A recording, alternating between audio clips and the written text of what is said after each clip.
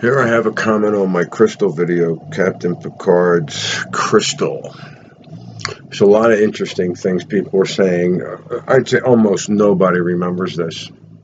Especially there was a couple people, two different people were talking about how they went to a museum in Seattle and did not see that prop at all. They're going through their pictures to see if it happens to be in it. The reason, this is Leo BCAC. The reason why he is now carrying a crystal, I found this very interesting, is because they, the people manipulating reality, are giving you clues to the molten glass firmament. Captain Picard equals Picard, first guy that took flight and discovered the dome on the top. Could be, man. If this is all clues in a game and we got to figure out the clues and you can't die, I mean, it's a pretty interesting computer game, huh? If that's the case, I found that to be an interesting comment.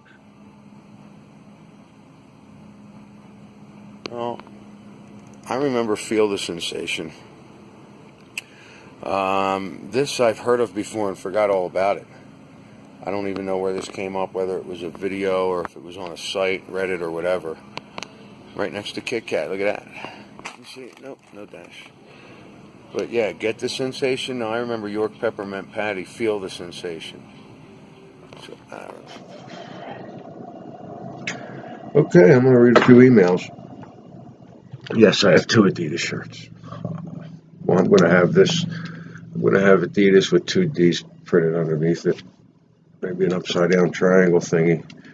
Anyway, this email I found extremely interesting, and I want to toss this one out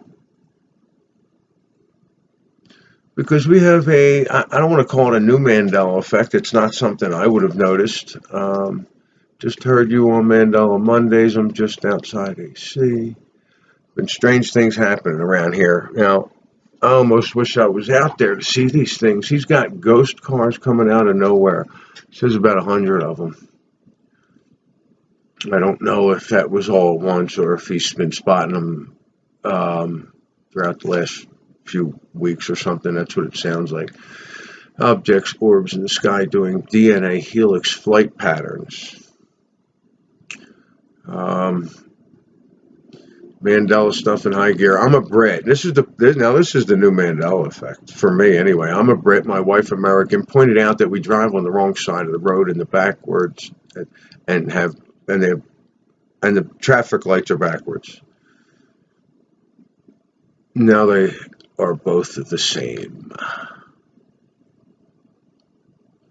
I looked it up. Yes, the British actually do drive on the right. I've never known that. I've always understood it that they drove on the left. And the traffic lights being opposite, my thought is maybe that's where people recognize the green on top, right on the bottom. I'm just speculating. I don't know.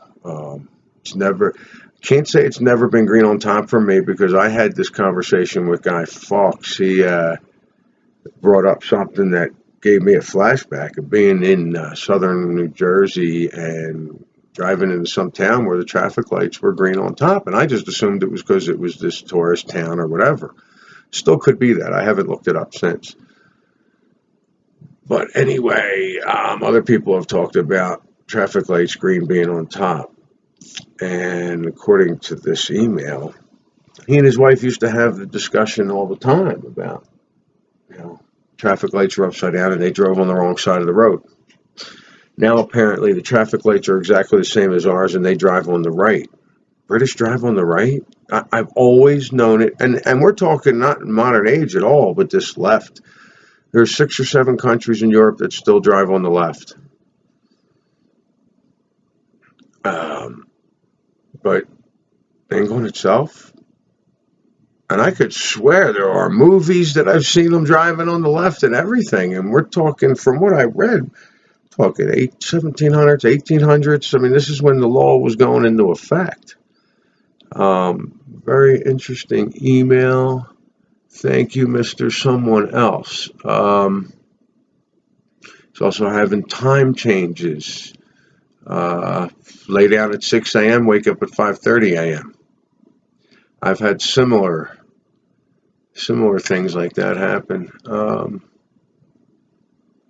But yeah, that's one email I wanted to spit out there. How do we know about this British driving on the right thing? Is this a new Mandela effect?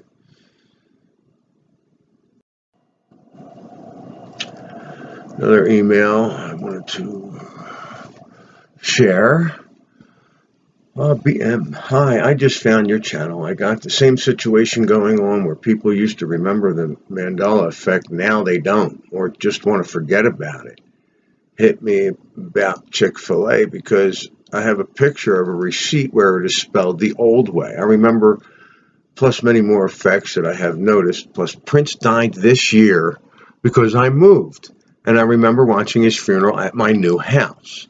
And Billy Graham died years ago, and I can remember his funeral. Also, I could send you a pic of the receipt if you want, but you're sure not alone. I've just quit talking about it because people think I've lost it. I understand that, BM. No doubt. If you want to take a picture of the Chick-fil-A receipt and email it to me, that'd be great. I'll post it when I get a chance. It's really interesting. Prince died this year, and your proof is you bought your house this year, and you watched his funeral in your house live. I'm taking it. So, yeah. And the Billy Graham thing, I've gotten that from so many people about Billy Graham watching his funeral, knowing he's died. So, no, I'm definitely not alone in this, and neither are you. But, I mean, if you need to stay quiet on it, stay quiet on it. Be true to yourself. I would watch, because I notice when I decide to not talk about it, to go about my day and ignore it, it's shoved in my face. If there's a group of people that come into the bar and I say, nah, I'm just not in the mood to talk about it or whatever, they start talking about how the Febreze in their house doesn't smell right. Or they start talking about a TV show and they're like, yeah, it's just like Sex in the City. And then, I mean, it'll be the strangest things that pop up. But it's always a Mandela effect. I'm like, man, how do you put Kit Kat in a sentence? And they'll do it. You know, it's, and it's happened. Every time if I'm going to go 24 hours without saying Mandela effect. And it's shoved in my face. It's probably good for a video all on its own, but that's what happens. I put it down and it's popped right in my face. Good one. Thank you very much, BM. Hope you continue enjoying my channel. All right, this one here is from Jamie. I found this interesting because this was not an effect for me. It's very close to home for me, but I do not see this as a Mandela effect for me, but I can totally understand where other people may have had this Mandela effect, where this Beatles song was sung by them, and now it's not sung by them. And I've been looking for that because I've seen other groups that I would swear that this song was by this person. Now some group I never heard of sang it, and they're a one-hit wonder. But this was interesting. Hi, this is Jamie. I comment on your YouTube channel every once in a while. I feel we are on the same path concerning the Mandela effect. I was wondering if you remember the Beatles song singing, "One is the Loneliest Number." I do, but I can't find it now. I missed the Beatles singing this song. This is a link I found as the closest. This link I found is the closest to it. It just sounds comforting to me, even though it's not their original voices. And maybe I'll leave you this link. I can totally feel the Beatles singing "One is the Loneliest Number." I could feel their harmonies in it. I can feel it. I think it would be great to hear them do that song, but no, I've never actually physically heard them sing that.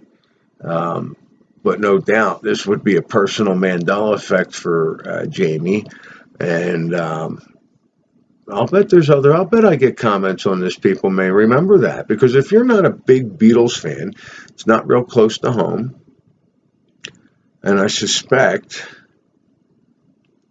Hey, cut that out. I suspect if it's not real close to home, you might be like, yeah, I know for sure it was a Beatles song because a friend of mine loved the Beatles and he played it all the time. It could go like that. Well, thanks for that email, Jamie.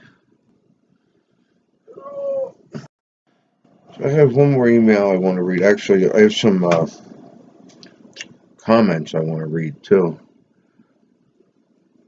And so I'll get to those too. But this one email I want to read, it's somebody's experience,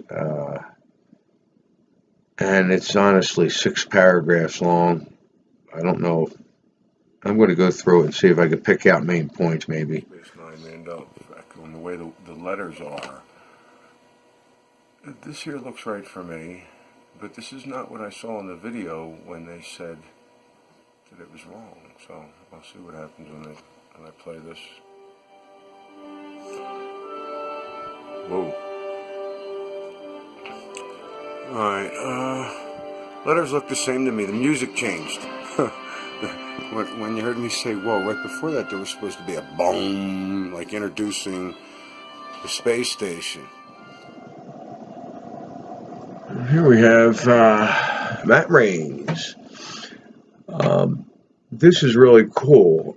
He's seen about 6 more Voyager episodes that he's never seen before, and he taped them like I did and watched every episode. And he's like, "Oh, cool, I missed one," but then I noticed a week went on, and there came up 5 episodes I've never seen before. Characters he didn't recognize, storyline out of sync. Yeah, same with me. Same with me. There's, yeah. Cool reply, Matt. Oh, well. Moving on. Someone, I watched a video that said, I Am Legend, the movie with Will Smith, the ending has changed. So I went ahead and I watched parts of it. And, the ending did change for me. It became extremely shorter. I don't know about how the movie ended. As far as what happens, I think was the same. But I think there was a good 10 minutes missing. But that's all I got on that. Now I'm just noticing more people noticing Mandela effects, coming into contact with it, and kind of, you remember what it was like when it first hit you, try and justify it and you couldn't. I just hang in there. You're to me. I don't know if this is just beginning or it's just a beginning. Regardless, it is just a beginning. But a beginning to what? There's no end here. There's no end going on. And if it's the end of physical reality, there's nothing to fear. That I guess. See, that's what I keep trying to come up with. I'm trying to articulate properly. If you're in fear about something, why? Okay, to me, it would be you're afraid to die or you're afraid to never exist again. And if you're never going to exist again and you blink out of existence, you're not going to know. Who cares? It ain't going to hurt. And if you do continue on and you're so desperate to do the right thing, you're going to screw up. Okay, I've lived that life for a few years, probably more than just a few back in the day. Can't walk around just trying to do the right thing all the time either. You got to be true to yourself.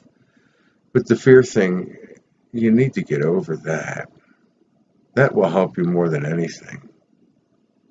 When you feel fear, figure out what it is you're afraid of. Are you afraid of getting hurt? That goes away. Are you afraid of injuring yourself? That'll heal. It's what is it you're afraid of? You're afraid of losing everything? Look, that could be the best thing for you. walk into those things, drive right into those things. If you lose everything, you'll just find out who you are. I did lose a lot of things in the car accident, but I was in the process of just throwing stuff out, physically getting rid of all the junk that I owned. And now I buy more. I've been thinking about that. I'm like, you know what? Every time I go out and I think, all right, I need to get this, this, and this. And if I run into Mickey Mouse, a Berenstein Bear book, Interview with a Vampire, or Sex and the City, I'll grab one of those. And I end up coming home with 3 or 4 other Mandela effects that I had no intention of grabbing, like that Michael Jackson CD there. Anyway, I know it can be scary because, physical reality is not what you've been told. Things are a lot different. Things are not the way they're supposed to be. Things are exactly how they're supposed to be, and everyone taught you differently. It's just not that way. There is a conversation I want to have. I was listening to a video where a guy is basically just into the Mandela effect, and he's been affected by just about every single Mandela effect. And when he talks to his family, it just doesn't go well at all. And he's convinced, these aren't the same people, and they act like, he says, like they miss him. He always feels like they miss him. And I'm correlating that with, just like I said, with my family. There are people in my family who speak to me as if I've died, as if I'm gone. Ex-girlfriends I've talked to, it was like listening to a eulogy. Most of the people I talk to now have a death story. If we're on infinite timelines, there's infinite timelines, and your dominant consciousness isn't in a timeline. It's only there for you. You are the only one that your consciousness is the only one that really matters.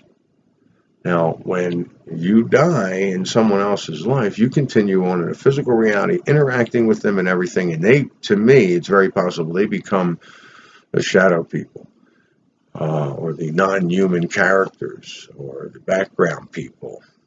There's a few different names for them. I've been wandering around for a couple of years now saying, are these people real? I go to baseball games and look at all these people. How many are here, really? 10? Now, when somebody dies in your life, they're dying for you. Okay? They die for you so that now you can experience your life without them, missing them, thinking about them, whatever. They're off in their physical reality where their dominant consciousness is. They died. They're still living in a physical, their consciousness is still interacting in a physical realm. They're still existing, and they're still interacting with you if they died. If you died for them, then no. Then they would be going on in a physical timeline where you don't exist. But if they die for you, they're still existing. Be happy, be excited. They've gotten into another adventure. I've thought about that a long time. Think of it as different timelines. This one lady kept asking me, doesn't that hurt you? Aren't you upset that you died in their timeline and you're not with them? Well, if I need to call them, I can call them. I'm interacting with them still. They're interacting with me still, unless, like I believe, I've died on the timeline they're existing in. And maybe not all of them. Maybe just some of them. And how can you do it? Look, it's not easy. That I didn't just, when I got into the Mandela effect, when I was affected by it, I didn't just jump into that conclusion or that theory, that feeling. It took me, a good 2 years to experience and work my way through these things. So I'd say give it some time and start realizing you are and this was brought up in a comment, and Just don't have time to run through the comments to find it. Maybe I'll come across it. You are the star of the show. It's your show. If someone dies for you, they're off in another physical world. Okay, you probably, look, my guess is your consciousness passed on in a way that you had to shift to a timeline that is going to be a lot different, especially if you're noticing every Mandela effect. I mean, with this British driving on the right, that's a Mandela effect for me. The British don't drive on the right. And their stoplights were never green, yellow, and red from top to bottom for me, but apparently they were, and now they're red, yellow, and green. Now they're the way they are here, and they used to be the other way. I never heard that either, but apparently a couple, one's from America, one's from Europe, or Britain, actually, and that's what he's saying, that the lights, and they drove, everything was upside down and backwards. The lights and driving. And now it's exactly the same. And apparently I've looked back and I can't find anything. 1736, I think it was, maybe 1836 is when they started to revert to the right side. And I mean, why?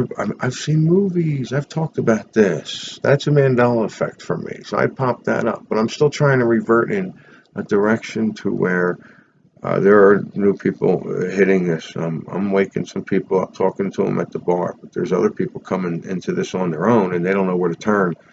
I think they're lucky that they get to YouTube, because there's a lot of, I mean, even there's a lot of shit and a lot of crap going on. There's a lot of good info and could help people too.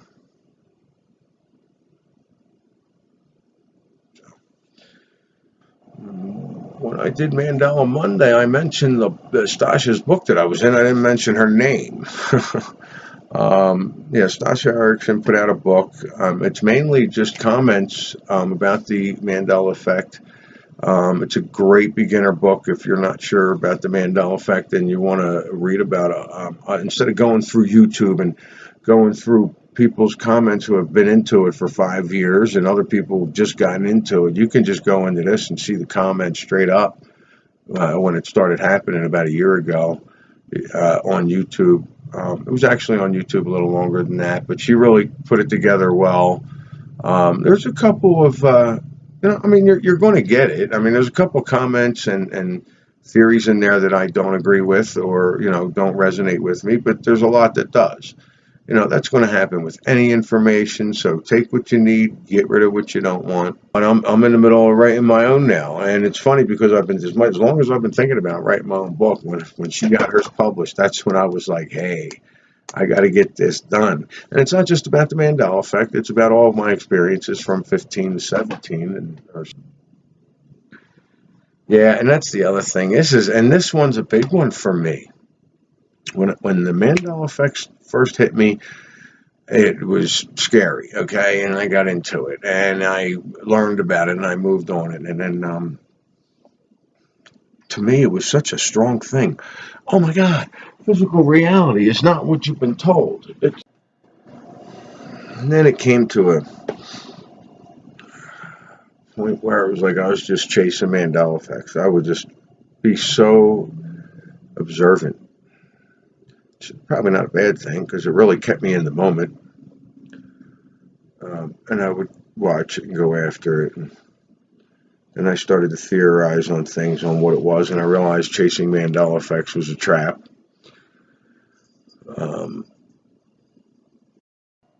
But I was very serious. I was very serious about it.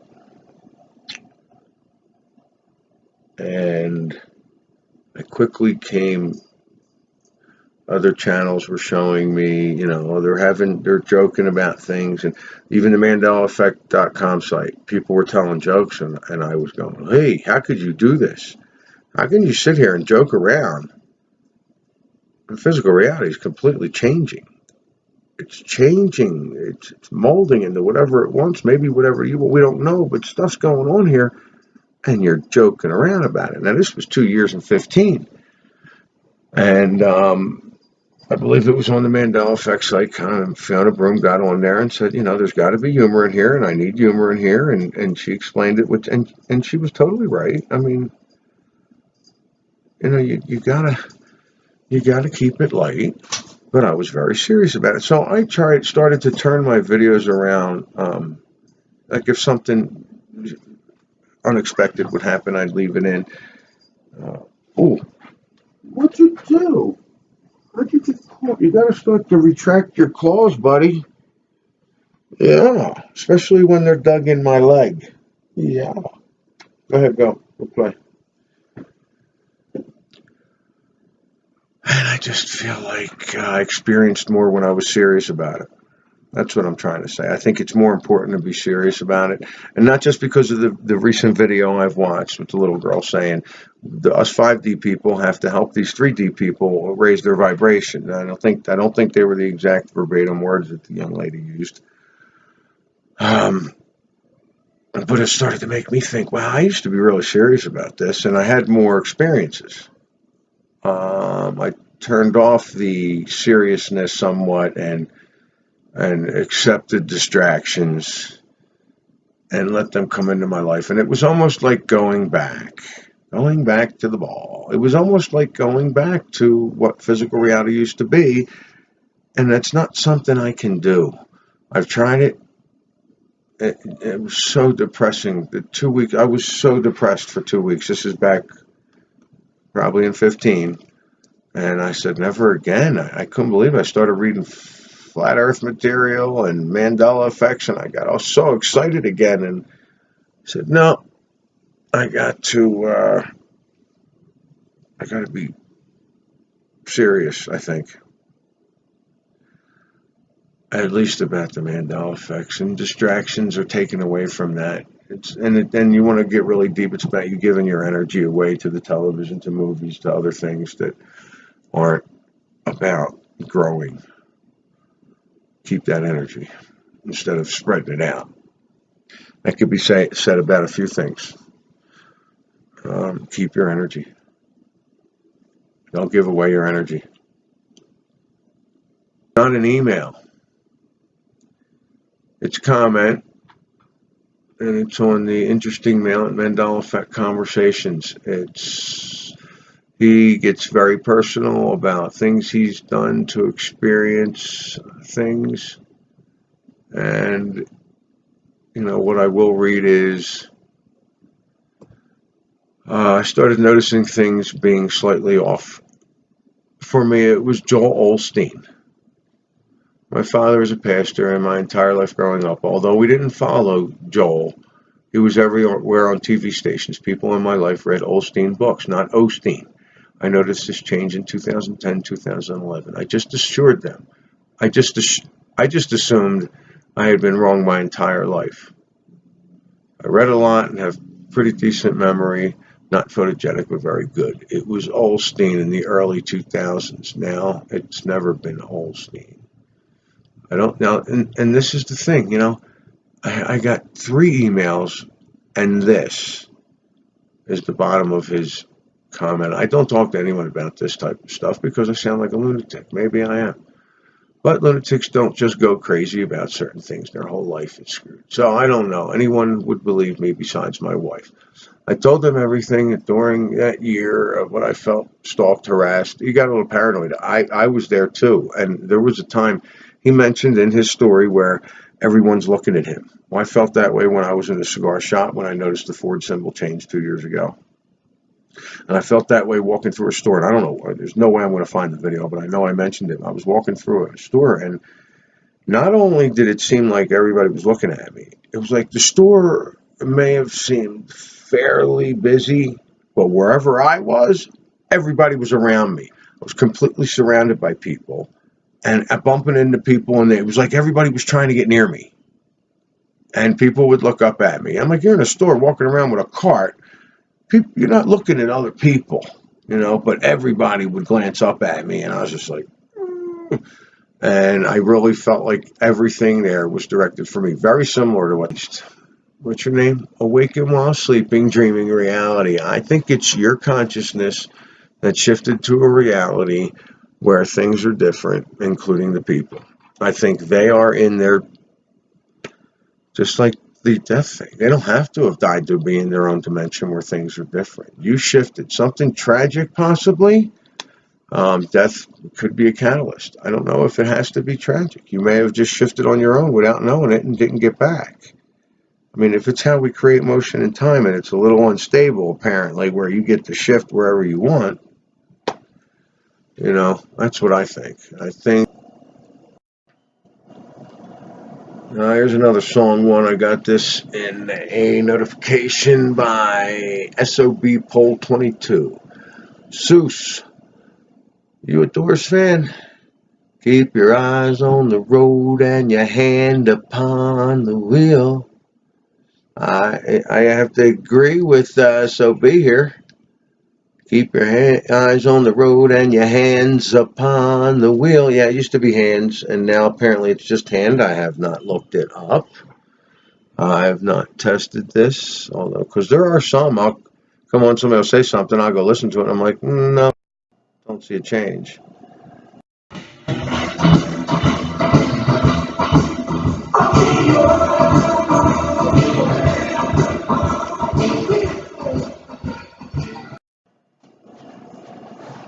Well, you heard it. It's hand now. I remember hands for sure.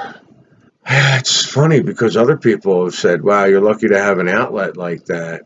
I just recently started doing the interviews. I would talk with people when I first got here, and I was asked not to talk about it. And then I pushed on. It's in my personality. I'm not going to, if somebody tells me not to talk about what is, for me to talk about. If I'm called to talk about it, I'm going to talk about it, and I don't give a shit. But yeah, I was shunned and turned away, and it sucked. But when I was younger, I believed in UFOs and ghosts and all these other things, and would talk about aliens all the time, and people just got used to that. So friends and family, I guess, got used to me talking crazy stuff. And they appeased me, or at least for me, in this reality, wherever they're at, whatever they're doing here in my reality, they appease me. So I've pushed that away, I guess, created that to where I'm not going to deal with the negativity bullcrap. Maybe once in a while with a phone call, hi, how you doing? And oh yeah, reality still shifting for you? Sure is. Talk to you later. Bye. All right, love you.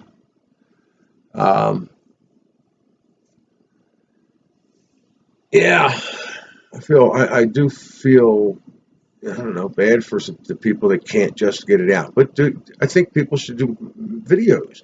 I've been thinking that in my head, that I want to tell people, get out there and do videos. People are sending me some incredible stories. Do a video. You don't have to put your face up. Look, I've talked to people now, they won't put their face up because, look, they got families and people they care about that don't want to be bothered about this stuff, even though they're in their other timeline dimension and they wouldn't have to, but that's another story. You're still going to care about these people, even if they are shadow people. Or maybe their consciousness is close to your dominant consciousness, so you are really interacting with them. To me, it's not a big deal. They exist. Don't worry about them. This is the one you feel. This is the body you feel. That's the one you should be worried about or concerned with or worrying about the experiences. Don't worry about everybody else. If you can help them, that's great because it's about your interaction with them. But you can't worry about, what do they feel? And you don't know, and who cares? You're the only one in your timeline. You're the only one in your dimension. You're the only one that can know that stuff. So you only know what's in your head. I'd stay there.